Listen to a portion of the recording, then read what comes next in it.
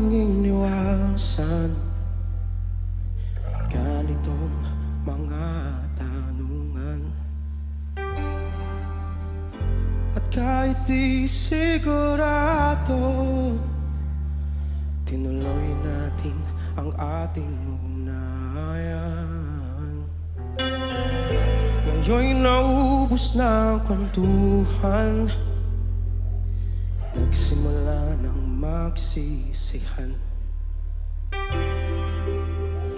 Lahat ay parang lumabo, di alam kung saan tutungo. Ang sabi ko na nga ba, dapat nang muna pala bang di na umasa, di naniwala. Hindi tayo pwede pinagtagpo, pero di tinadhana. Hindi na posible ang mga puso'y huwag nating pahirapan.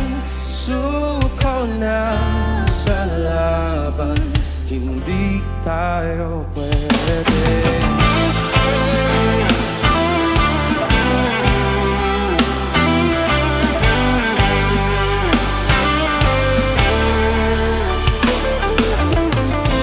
Ay bigat na ng damdamin, bakit di pa natin aminin? Dahil sa una pa